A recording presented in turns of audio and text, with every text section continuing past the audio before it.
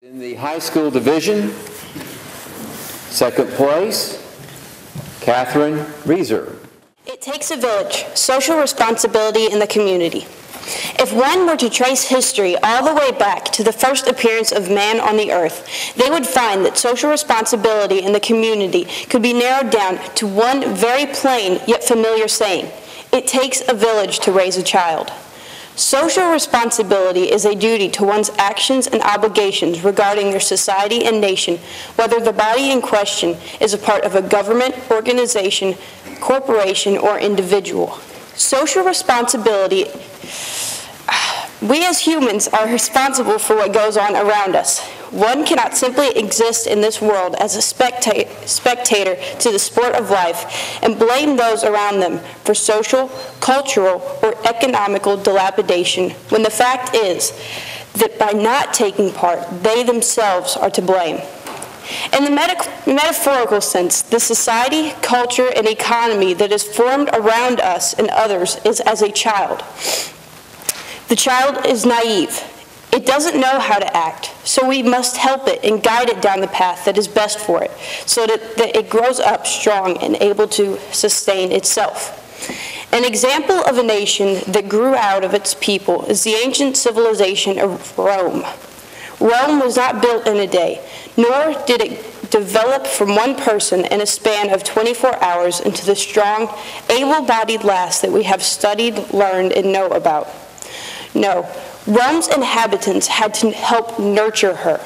Her society had to be cultivated and tended to that she should become this and more. However, in the end, Rome fell and fell hard. And what contributed to Rome's downfall? The neglect of her people from a lack of social responsibility. Rome's people allowed the city to fall into financial decay, religious disputes, and moral and ethical and cultural clashes. This caused the people of Rome to leave, become nuisances, and fall into poverty and debt. This was the people of Rome's tragic flaw. They did not uphold their responsibilities. They neglected their duties. They abandoned their obligations. Thus Rome fell, and with no one around to help her, she stayed down and could not get back up.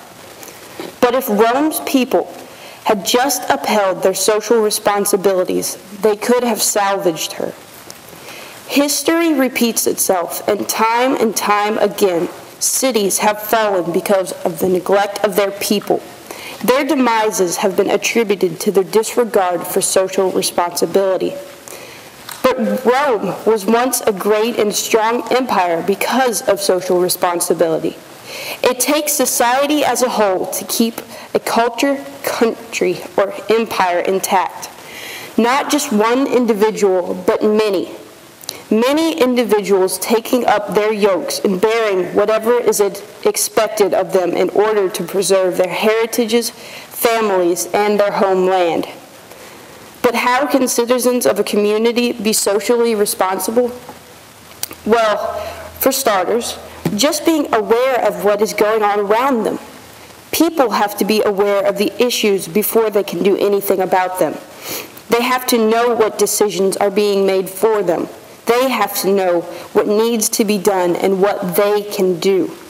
They have to know what they believe so that they can make the necessary changes in their communities as they see fit.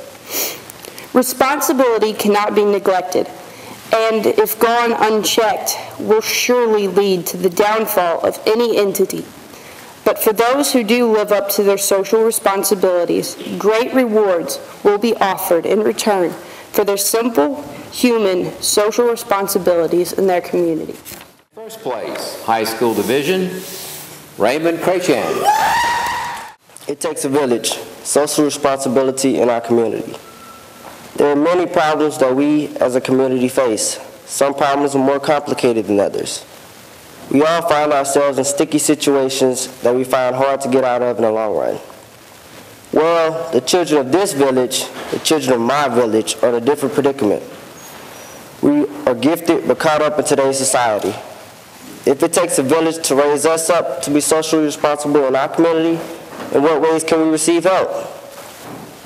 As future leaders, we need to strive for excellence not only socially, but economically and academically as well. The reason being is that we do not want to suffer hardships in our local community. We need someone to take the time to instruct us to be responsible citizens. We are gifted but caught up, even in our own local communities. Socially, we are not communicating enough with the leaders. The youth are socially involved with negative influences that pressure us to make the wrong decisions. These corrupt decisions will lead us to hurt the community by substantially increasing the amount of crimes. We do not know how to socially act as a mature citizen. That is why we need role models who will stand up for us. We need someone who can provide good counseling. We need someone who has climbed up the ladder of success and will help us. Even as young children, this community can train us to socially interact with our teachers, elders, parents, and even local business leaders. Also, socially, this community can help us reach out to different minority groups. This community's minority population is growing. Some of the minorities do not have the resources to socially interact in this community. There is a variety of assistance offered that they do not have knowledge of. This community can make a difference in our lives as well as theirs. Yes, we do have the right people in this community to reshape our social environment. And yes, you can help us. We're gifted but caught up. Economically, our community is doing well. However, there are families that are still having trouble financially. We need someone to teach us how to economize so that we can have a stable, financially secure lifestyle. We would like to learn new systems of producing and distributing wealth. We listen to the media reports. There are college graduates who cannot find jobs.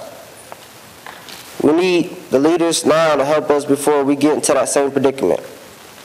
We need someone to teach us.